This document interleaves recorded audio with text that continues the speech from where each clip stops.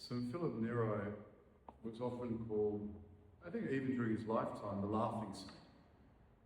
He was a man with a gift of friendship, an extraordinary gift of friendship. It seems had a great sense of humour, but also a sense of the absurd.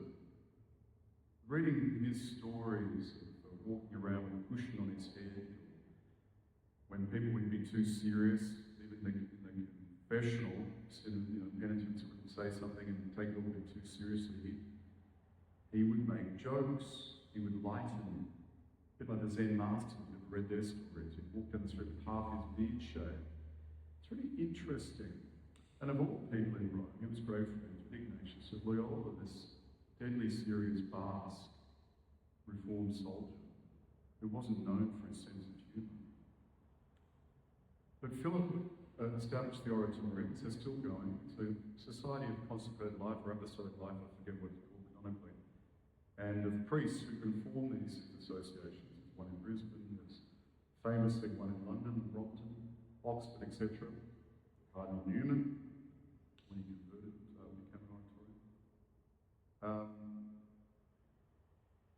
And they gather in fellowship and with a beautiful liturgy as part of their character. Now, Phillip created quite an extraordinary organisation. The Oratorians attracted more benefactors, patrons, artists, etc., wealth than the Jesuits did in the early days. Phillip himself wanted to be a Jesuit at one point. He came very close to becoming a Jesuit missionary. But we don't really know what went on. He ended up forming his own version of religious life, in a sense.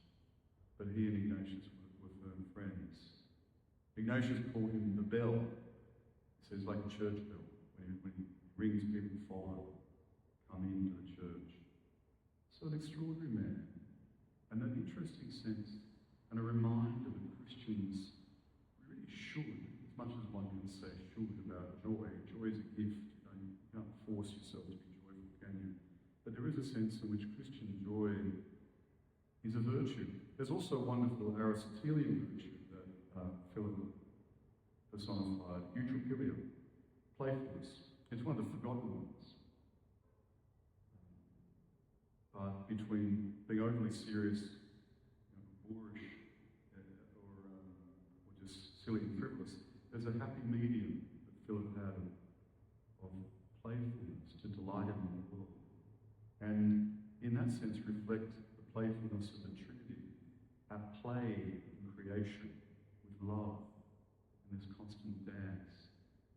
So Phillip reminds us that these things are not unimportant, they're actually extraordinarily important to enjoy God's play with the world, to find in humour an image of God's delight in us.